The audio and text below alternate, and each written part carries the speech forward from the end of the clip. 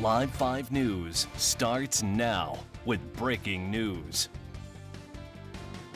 Right now, it's been just over 24 hours since the Wando River Bridge on 526 westbound was closed down.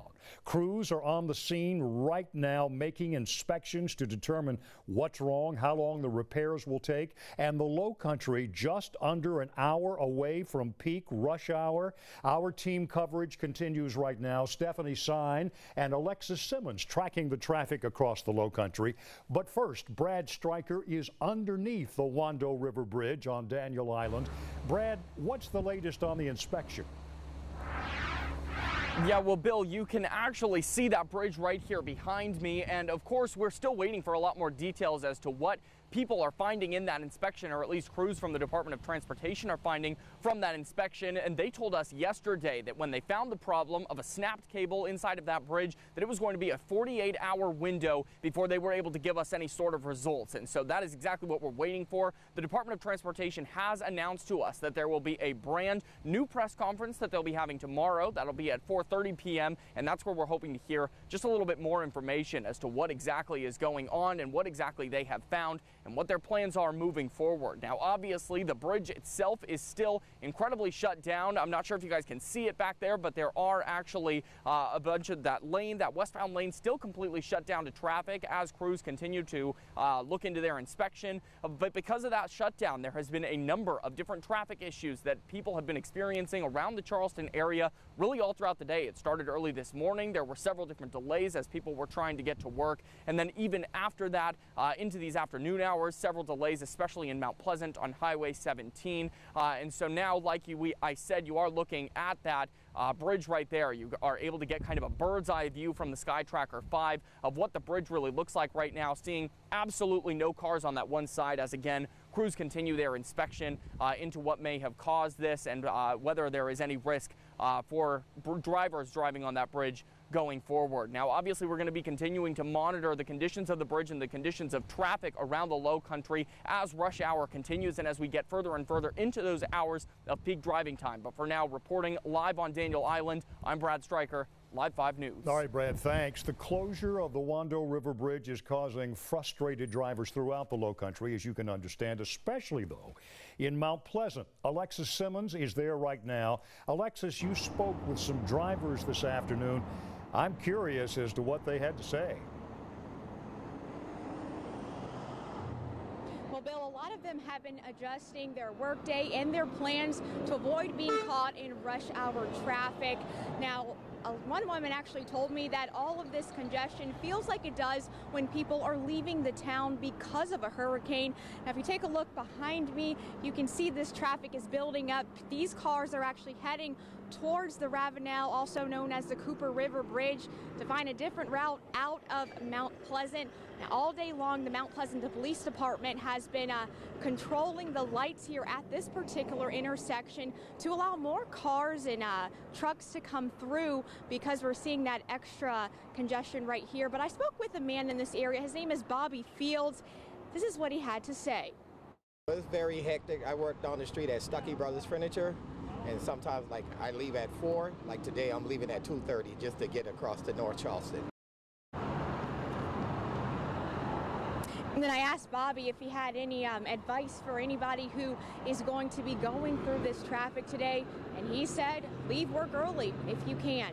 I'm in Mount Pleasant. Alexis Simmons, Live 5 News. Alexis, thank you. For a look now at the impact the partial closing of the Wando River Bridge is having on the rest of the Low Country, Stephanie Sine is in the First Alert Traffic Center. She joins us now. Stephanie, how bad is it looking out there with traffic right now? Slow right now, Bill. We just saw those live images from Mount Pleasant, and you can see the traffic moving on to the Ravenel from the Mount Pleasant area. We are moving so slow at a snail's pace out there. So like Alexis just mentioned, have patience if you're heading out, especially those of you over in Mount Pleasant right now. Let's check out drive times. Look at this.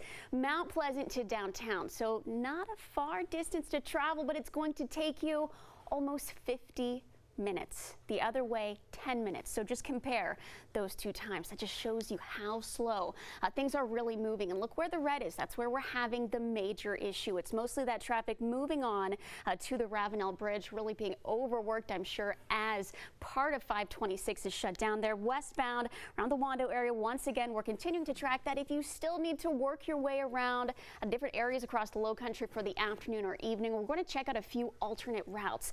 So best way around to North Charleston. If you still need to head there, maybe the kids have practice somewhere, take Highway 17 south to Ravenel Bridge, get onto 26. I know that's a roundabout way, but it's really the only way we have. How about Daniel Island? Take 17 north to Highway 41 right onto Clements Ferry Road. It will get you to Daniel Island as well. Another spot we're really working towards, and we typically take 526, that's Monk's Corner. So Mount Pleasant to Monk's Corner there, Highway 17 to 41, then to Highway 401. Really some big issues right in time for our afternoon commute. We'll continue to track this, also look at drive times. Just a few minutes, Bill. All right, Steph, thanks so much. Right now, we're working to get you information from the Charleston County School District on the impact this bridge closure will have on buses. Today, the district buses ran as scheduled, but the school district says delay notifications will be sent out with the Remind app. So far, a decision has not been made about tomorrow's bus schedule. We will update you once we get that new information right here on Live 5. Now, the Daniel Island Water Taxi Service is giving folks a helping hand going to and from work. At 5 o'clock this afternoon, just under an hour from now, the taxi will be leaving the Charleston Maritime Center and taking folks to the dock near the Children's Park on Daniel Island. Then at 5:30, it will be leaving Daniel Island, going back to downtown Charleston. We've been in contact with the Charleston Water Taxi. They say they are likely to make a decision within the hour about adding more routes and stops tomorrow. We will bring you that information as soon as it comes in. Now take a look at this. This is video Michael Higdon shot this morning at Highway 17 in Houston Northcutt in Mount Pleasant. You can see the ambulance with lights flashing and sirens blaring is not able to get through traffic. Drivers, already frustrated with the morning commute, did not stop to let the ambulance go through. Not only is that dangerous, folks, but it's downright illegal. You are required by state law to move over and yield to emergency vehicles. If you fail to do so, you could face a $1,000 fine and points off your driver's license. Not only are you putting your life in danger, but also the life of others at risk. And you're also endangering the lives of whomever the ambulance is trying to get to.